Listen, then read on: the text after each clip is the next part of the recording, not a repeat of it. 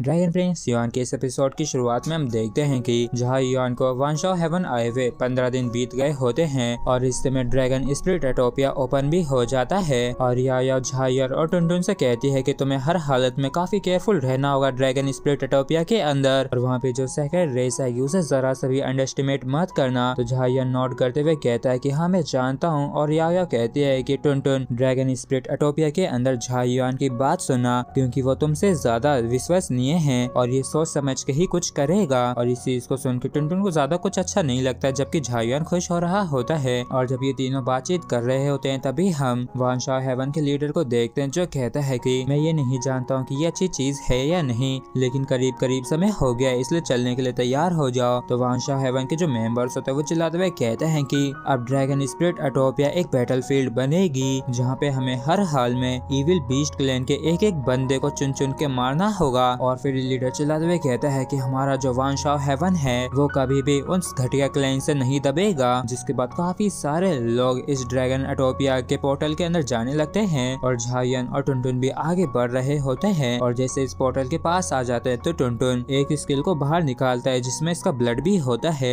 और इसका इस्तेमाल करके ये इस स्पेशल वॉर्टेक्स को ओपन करता है और इस पोर्टल के ओपन होते ही ये सभी लोग इसके अंदर जाने लगते हैं। जबकि इस चीज को याया काफी दूर से देख रही होती है और तभी ये लीडर इसके पास आके कहती है कि अगर तुम्हारे पास समय है तो तुम एक बारी ओमेगा श्राइन जाके देख सकती हो। तो याया कहती है कि अगर मेरे पास सच में समय हुआ तो मैं जरूर जाऊंगी। और वैसे भी ये जो सेक्रेट रेस है ये दिन पे दिन काफी एक्टिव होती जा रही है इसलिए इनकी मूवमेंट्स पे काफी अच्छी तरीके से ध्यान देना क्योंकि वो जो बंदा सेक्रेट रेस से है वो शायद काफी जल्द ही जागने वाला है। और इस चीज को सुनते ही इस लीडर के होश उड़ जाते हैं और ये तुरंत यहाँ से जाते हुए कहता है कि मैं जल्द से जल्द इस मैटर को ओमेगा श्राइन में जाके रिपोर्ट करता हूँ और इस जानकारी के लिए योर एक्सेलेंसी आपका बहुत बहुत धन्यवाद। जबकि इस तरफ या झायान को इस पोर्टल के अंदर जाते हुए देखती ही जा रही थी और फिर हमें ड्रैगन स्पिरिट एटोपिया का सीन दिखाया जाता है जहाँ पे सभी रेसेस के जो विजिटर्स होते हैं वो सभी ही एक काफी बड़े स्टोन प्लेटफॉर्म पे आके लैंड करते हैं। और यहाँ पे आने के बाद झायान टुनटुन से पूछता है कि अब हमें क्या करना चाहिए। तो टुनटुन कहता है कि अरे यार तुम तो सच में एक नंबर के बेवकूफ है, चलो चल के इस जगह को एक्सप्लोर करते हैं। लेकिन तभी अचानक से झायान के पीछे से कोई काफी ज्यादा खतरनाक तरीके से अपनी जेनेसिस क्यू को रिलीज करने लगता है और इस डार्क ब्लैक और इसे साफ साफ पता चल रहा होता है कि ये और कोई नहीं सेक्रेट रेस का कोई मेंबर है। और ये जो लड़की होती है ये कहती है कि क्या तुम ही हुनयुआन हेवन के झायुआन हो। और इस लेडी को यहाँ पे देख के कुछ जने काफी ज्यादा हैरान होते हैं और एक बंदा काफी हैरान परेशान होते हुए कहता है कि ये तो मिस्टिक ड्रैगन क्लैन से जियांग होंग यिंग है जिसे लेजेंडरी सेवेज और ट्रेनिकल फीमेल ड्रैगन भी कहते हैं। और क्या ये यहाँ पे जियांग जिनलिन की डेथ की वजह से आई है और अगर सच में ये इसी वजह से आई है तो मुझे डर है कि झायुआन काफी बड़ी मुसीबत में पड़ गया है। जबकि सब झायुआन से पूछते हैं कि क्या कुछ प्रॉब्लम है। जबकि सब ये जो जियांग होती है ये कहती है कि मैं मिस्टिक ड्रैगन क्लैन से जियांग होंग यिंग हूँ और जो जियांग जिनलिंग गुनयान हेवन के अंदर मारा गया था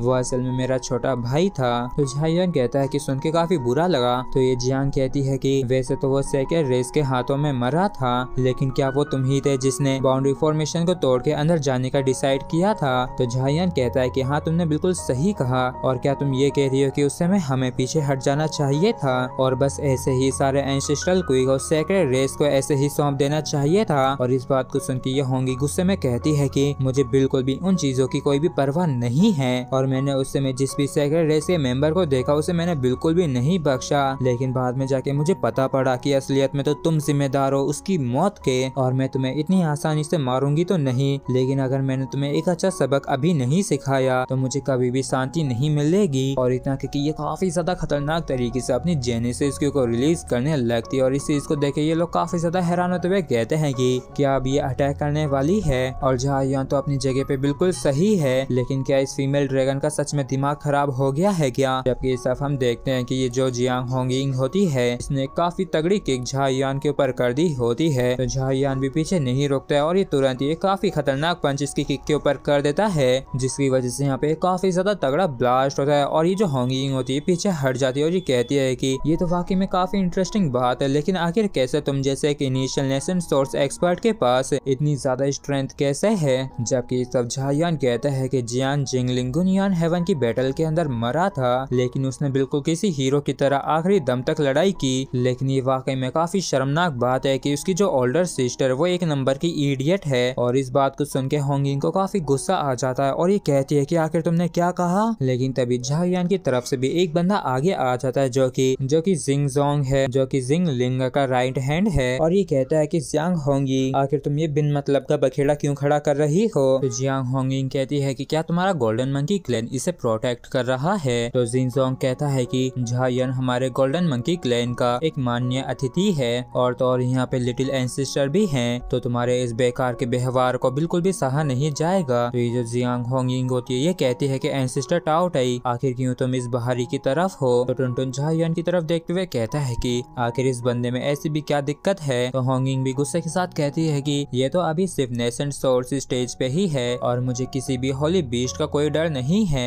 और इस बात को सुन के टुनटुन को गुस्सा आ जाता है और ये कहता है कि क्या तुम लड़ना चाहती हो। लेकिन तभी एक और बंदा आगे आते हुए कहता है कि देख ऐसा लगता है कि मुझे भी तुम लोगों को ज्वाइन करना पड़ेगा। और इसे देख के जियांग होंगिंग कहती है कि तुम लिटिल एंसेस्टर से निपट लेना जबकि मैं इस बंदे से लड़ूंगी और ये भी देखूंगी कि असल में ये है कितना अच्छा। तो ये जो बंदा होता है ये कहता है कि ठीक है मैं तुम्हें आराम से 1 घंटा दे दूंगा। और इस बंदे को यहाँ पे देख के कुछ जने काफी ज्यादा हैरान होते हैं और कहते हैं कि ये तो जियांग बा है जो कि एक सूडो लॉर्ड ओमेन एक्सपर्ट है और इसके यहाँ पे होते हुए हमें लिटिल एंसेस्टर से डरने की बिल्कुल भी जरूरत नहीं है। और सच में मैंने बिल्कुल भी एक्सपेक्ट नहीं किया था कि इसे भी यहाँ पे भेजा जाएगा। और इसी के साथ हमारा ये एपिसोड भी यहीं पे खत्म होता है। अगर आप लोगों को वीडियो अच्छा लगा हो तो प्लीज चैनल को सब्सक्राइब और वीडियो को लाइक करना बिल्कुल भी ना भूलें। Thank you.